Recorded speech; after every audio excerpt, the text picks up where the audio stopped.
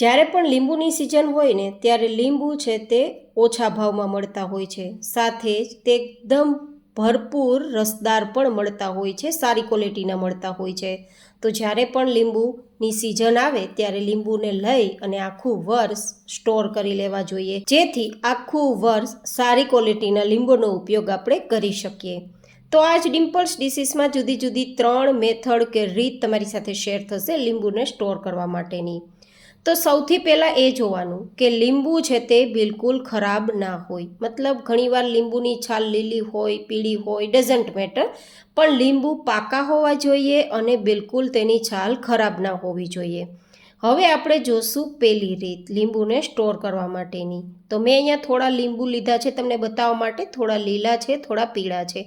તમે જે અવેલેબલ હોય તે લીંબુ લઈ શકો છો. બસ જોવાનું એ છે કે લીંબુમાં ખરાબી ના હોય.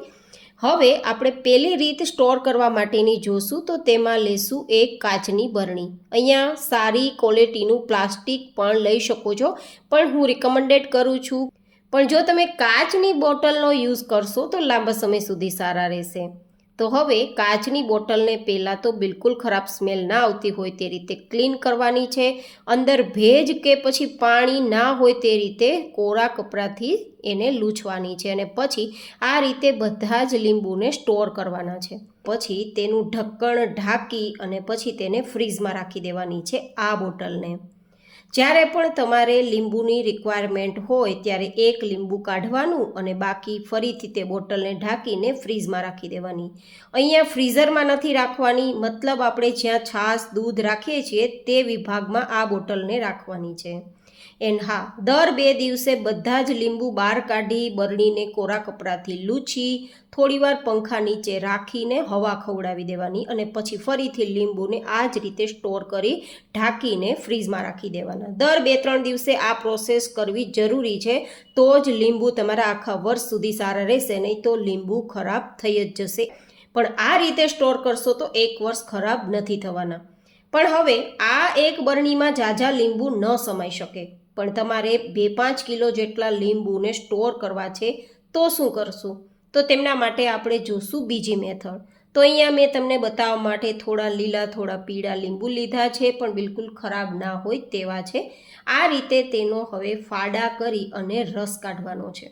આ તમને એકદમ ઓછી જગ્યામાં ઘણા બધા લીંબુનો રસ સ્ટોર કરવાની હું રીત બતાવું છું બીજા મેથડમાં, જેનો ઉપયોગ તમે એની ટાઈમ કરી શકો છો. પછી શરબત હોય, દાળ હોય, શાક હોય, ચટણી હોય કે પછી કોઈ પણ પ્રકારના તમે નાસ્તામાં યુઝ કરવા માગતા હોય તો લીંબુનો રસ યુઝ કરી શકો છો.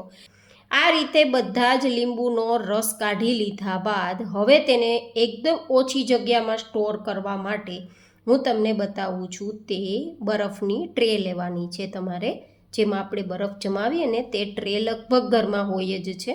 તો હવે ટ્રેમાં આપણે જેવી રીતે પાણી ભરીને બરફ જમાવીએ તે જ રીતે આ રસ ભરી અને રસને જમાવાનો છે. હું અત્યારે તમને માત્ર બતાવવા માટે આ પ્રોસેસ તૈયાર કરું છું. તો હું અત્યારે 6 જ બરફની ક્યુબ છે તે બનાવું છું. તમે વધારે પ્રમાણમાં પણ બનાવી શકો છો, તમારે કેટલા લીંબુ છે, કેટલો રસ સ્ટોર કરવો છે તે. એન્ડ હા ગાઈઝ, આ રીતે સ્ટોર કરવા છતાં પણ લીંબુનો રસ કડવો નહીં થાય, ખરાબ નહીં થાય, ચીકણો પણ નહીં થાય, એ મારી ગેરંટી. હવે આ બરફની ટ્રેને ફ્રીઝરમાં રાખવાની છે, બરફ ના જામી જાય ત્યાં સુધી. તો લગભગ 8 કલાક જેવો સમય થઈ ગયો છે અને જેવી રીતે પાણી ઉમેરીને બરફની ક્યુબ થઈ જાય તે જ રીતે લીંબુનો રસ ઉમેરવાથી તે લીંબુની ક્યુબ તૈયાર થઈ ગઈ છે. જો હવે આ બધી જ ક્યુબ કાઢી લેવાની છે અને પછી તેને આપણે સ્ટોર કરવાની છે. હવે આ રીતે બધી જ ક્યુબને એરટાઇટ બેગમાં ભરી દેવાની. જીપલોક બેગ, એરટાઇટ બેગ પણ સારા ક્વોલિટીની હોવી જોઈએ, નહીં તો ફાટી પણ શકે છે. તો હવે આ જે બેગ છે તેને ફ્રીઝરમાં રાખવાની, જ્યાં આપણે બરફ જમાવીએ ને ત્યાં રાખવાની છે. જ્યારે પણ લીંબુનો ઉપયોગ કરવાનો થાય ત્યારે 5 મિનિટ પહેલાં ફ્રીઝરમાંથી કાઢી લેવાની અને કાઢ્યા બાદ આ રીતે ખોલી અને જેટલો લીંબુનો રસ જોઈએ છે તે મુજબ ક્યુબ બહાર કાઢી લેવાની. માનો કે તમારે 1 થી 2 જ ચમચી જેટલો લીંબુનો રસ જોઈએ છે, તો શું કરવાનું? એક ક્યુબ કાઢવાની અને તેને અડધી મિનિટ માટે આ રીતે પ્લેટમાં રાખી દેવાની. અડધી મિનિટમાં જ તમારે જેટલો જોઈએ તેટલો રસ નીકળી જશે માનો કે તમારે વધારે રસની જરૂર નથી, 1-2 ચમચી જેટલા જ લીંબુના રસની જરૂર છે, તો એટલો રસ નીકળે ત્યાં સુધી પ્લેટમાં રાખી અને પછી જે બાકી બચેલી ક્યુબ છે ને, બરફનો ટુકડો છે ને, જે લીંબુના રસવાળો તૈયાર કર્યો, તેને લઈ ફરીથી આ રીતે એરટાઇટ બેગમાં મૂકી અને ફરીથી એ બેગને પેક કરી અને ફ્રીઝરમાં રાખી દેવાની, જેથી રસ બિલકુલ વેસ્ટ પણ નહીં જાય, જેટલો જોઈએ તેટલો ઉપયોગમાં લઈ પણ શકશું અને ઓછી કિંમતમાં લીધેલા લીંબુનો ઉપયોગ આખું વર્ષ આપણે કરી શકીશું. તો બીજી મેથડ કેવી લાગી એ કોમેન્ટમાં જરૂર બતાવજો. હવે આપણે ત્રીજી મેથડ જોઈએ કે તમારે ક્યુબ નથી બનાવવી પણ છતાં તમારે લીંબુને સ્ટોર કરવું છે. તો તમારે અહીંયા જેટલા લીંબુને સ્ટોર કરવા તેના ફાડા કરી રસ કાઢી લેવાનો.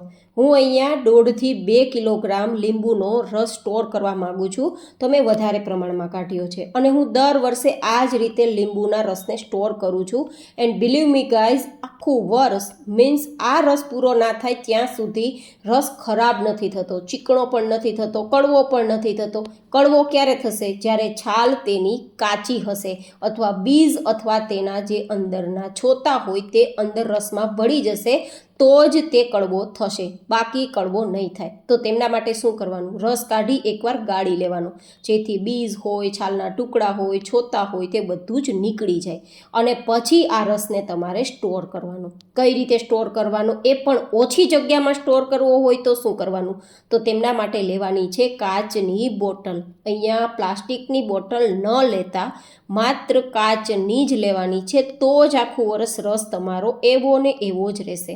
કાચની બોટલ પહેલાં ક્લીન કરી લેવાની, મતલબ ડિટર્જન્ટથી સાફ કરી લેવાની અને પછી તેને લૂછીને ક્લીન કરી તડકે થોડીવાર માટે તપાવી પછી ફરીથી તેને પંખા નીચે 10 મિનિટ હવા ખવડાવી અને પછી આ રસને તમારે સ્ટોર કરવાનો છે અને પછી એરટાઇટ ઢક્કણ હોય તેનાથી બંધ કરી દેવાનું છે અને ફ્રીઝમાં રાખવાનું. જ્યાં દૂધ, છાશ બધું રાખીએ ત્યાં, ફ્રીઝરમાં નહીં, મતલબ બરફ જમાવીએ ત્યાં નહીં, માત્ર ફ્રીઝમાં રાખવાનું છે.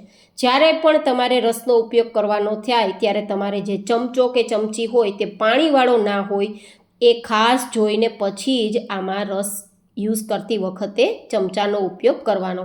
નહીં તો ચમચો ખરાબ હશે, ભીનો કે ભેજવાળો હશે તો બધો જ રસ ખરાબ થઈ જશે. બસ સ્ટોર કરવાની રીત અને તેને સાચવવાની રીત સમજાઈ ગઈ તો તમારો આખું વર્ષ લીંબુ કે લીંબુનો રસ સચવાઈ ગયો સમજી લેવાનું.